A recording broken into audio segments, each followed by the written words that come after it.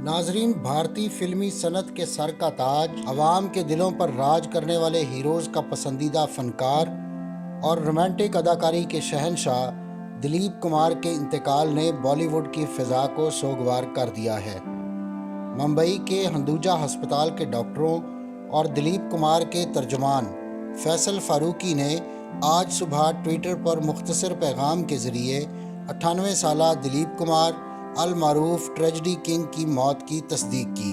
دلیپ کمار کے ڈاکٹر جلیل پالکر نے میڈیا کو بتایا کہ انہوں نے بدھ 7 جولائی کی صبح اپنی آخری سانسیں 7:30 پر لیں۔ ڈاکٹرز کے مطابق دلیپ صاحب کی موت کی وجہ طویل عرصے سے جاری بیماری تھی، جس کے باعث انہیں کئی مہینوں سے سانس لینے میں دشواری کی شکایت تھی۔ پشاور کے قصہ خانی بازار میں آنکھ کھولنے والے پاکستانی پٹھان یوسف خان کی معروف اداکارہ اور فلم ساز دیویکا رانی کے ساتھ ایک غیر متوقع ملاقات نے ان کی زندگی کو بدل کر رکھ دیا۔ 40 کی دہائی میں اگرچہ دیویکا رانی ہندوستانی فلمی صنعت کا ایک بڑا نام تھی، لیکن ان کا سب سے بڑا کارنامہ پشاور کے پھلوں کے تاجر کے بیٹے یوسف خان کو دلیپ کمار بنانا تھا۔ بمبئی ٹاکیز میں کسی فلم کی شوٹنگ دیکھنے جانے والے خوبصورت نوجوان یوسف خان سے دیویکا رانی نے پوچھا کہ کیا آپ اردو جانتے ہیں؟ جیسے ہی یوسف نے ہاں میں سر ہلایا، انہوں نے دوسرا سوال کیا، کیا آپ اداکار بننا پسند کریں گے؟ اور ناظرین، پھر آگے کی کہانی ایک تاریخ ہے۔ ناظرین، دیویکا رانی کا خیال تھا کہ رومانٹک ہیرو پر یوسف خان کا نام زیادہ نہیں جچے گا۔ اس وقت بمبئی ٹاکیز میں کام کرنے والے نریندر شرما، جو بعد میں ہندی کے ایک بہت بڑے شاعر ہوئے، انہوں نے 3 نام تجویز کیے: جہانگیر، واسودیو اور دلیپ کمار۔ یوسف خان نے اپنا نیا نام دلیپ کمار کے طور پر منتخب کیا۔ اس کے پیچھے ایک اور وجہ یہ بھی تھی کہ اس نام کی وجہ سے ان کے پرانے خیالات کے حامل والد کو ان کے حقیقی پیشے کے بارے میں معلوم نہیں ہو سکتا تھا۔ فلم اور اس سے منسلک لوگوں کے بارے میں ان کے والد کی رائے اچھی نہیں تھی اور وہ انہیں نوٹنکی والا کہہ کر مذاق اڑاتے تھے۔ دلچسپ بات یہ ہے کہ اپنے پورے کیریئر میں دلیپ کمار نے صرف ایک بار کوئی مسلم کردار ادا کیا، اور وہ بھی کے آصف کی فلم مغل اعظم میں شہزادہ سلیم کا مشہور کردار۔ ناظرین، 6 دہائیوں پر محیط اپنے فلمی کیریئر میں دلیپ کمار نے مجموعی طور پر 63 فلموں میں کام کیا، اور ہر کردار میں انہوں نے خود کو مکمل طور پر غرق کر دیا۔ فلم کوہ نور کے ایک گیت میں ستار بجانے کا کردار ادا کرنے کے لیے دلیپ کمار نے برسوں تک استاد عبدالحلیم جعفر خان سے ستار بجانا سیکھا۔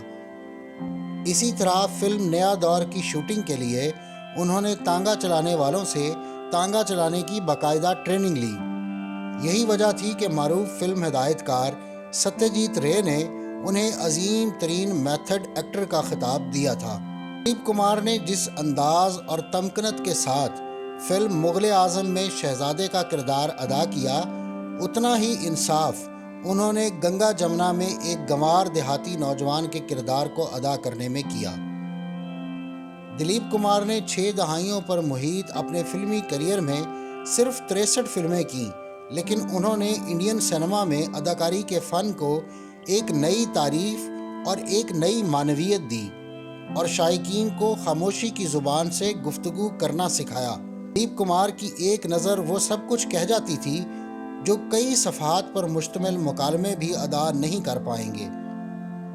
ناظرین، دلیپ کمار نے اگرچہ اپنے زمانے کی تمام ٹاپ فنکاراؤں کے ساتھ کام کیا، لیکن ان کی سب سے مقبول جوڑی مدھو بالا کے ساتھ بنی، اور حقیقت میں دونوں فنکار ایک دوسرے کی محبت میں گرفتار تھے۔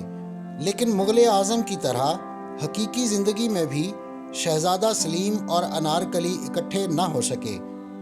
دلیپ کمار نے اپنی سوانح عمری میں یہ اعتراف کیا ہے کہ وہ مدھو بالا پر فریفتہ تھے، ایک فنکار اور ایک خاتون دونوں حیثیت سے۔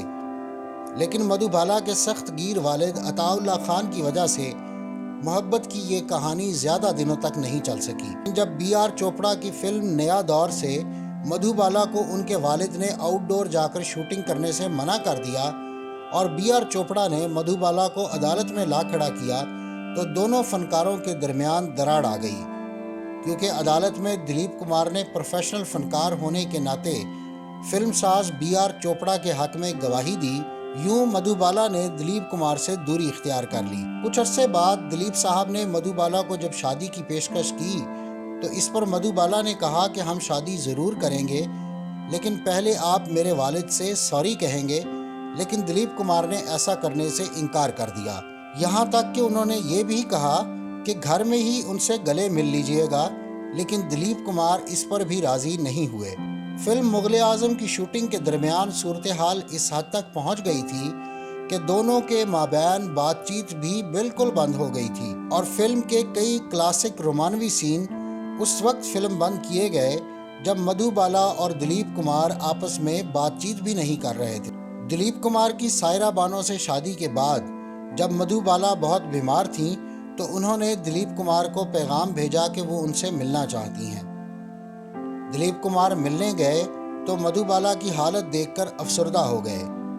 ہمیشہ مسکراتی رہنے والی مدھو بالا کے لبوں پر کمزوری کی وجہ سے بڑی مشکل سے پھیکی سی مسکراہٹ آئی، اور دلیپ کمار کی آنکھوں میں دیکھتے ہوئے مدھو بالا نے کہا، ہمارے شہزادے کو اس کی شہزادی مل گئی ہے، میں بہت خوش ہوں۔ دلیپ کمار کو شائقین نے جہاں بے پناہ محبت اور احترام سے نوازا، وہاں فلمی حلقوں میں ان کی پوجا ایکٹنگ کے دیوتا کے طور پر کی جاتی تھی۔ دلیپ کمار، راج کپور اور دیو آنند کو انڈین فلم انڈسٹری کی مثلث کہا جاتا ہے، لیکن جتنے رنگ دلیپ کمار کی اداکاری میں تھے شاید ان دونوں کی اداکاری میں نہیں تھے۔ امیتابھ بچن نے اعتراف کیا ہے کہ جب وہ الہ آباد میں تعلیم حاصل کر رہے تھے تو انہوں نے گنگا جمنا فلم صرف اس لیے بار بار دیکھی کہ جس پٹھان کا اتر پردیش سے دور دور تک کوئی رابطہ نہیں تھا، وہ وہاں کی بولی کو اس درجہ کمال کے ساتھ کیسے بول سکتا تھا۔ بعد میں رمیش سپی کی فلم شکتی میں دونوں لیجنڈز نے ساتھ کام کیا۔ ان کے ہم اثر، حریف اور بچپن کے دوست راج کپور نے شکتی فلم دیکھنے کے بعد انہیں بنگلور سے فون کیا اور کہا کہ لاڈے، آج فیصلہ ہو گیا کہ تم آج تک کے سب سے عظیم فنکار ہو۔ پوری دنیا راج کپور کے کام کی معترف اور انہیں شو مین مانتی تھی، لیکن راج کپور حریف ہونے کے باوجود دلیپ کمار کی صلاحیتوں اور ٹیلنٹ کے مداح تھے، اور اپنے بیٹوں رندھیر اور رشی کپور کو دلیپ کمار کے انداز اور فلموں سے سیکھنے کی نصیحت کیا کرتے تھے۔ ناظرین، یہ تھی آج کی ویڈیو۔ اگلی ویڈیو تک کے لیے مجھے اجازت دیجیے۔ اللہ حافظ۔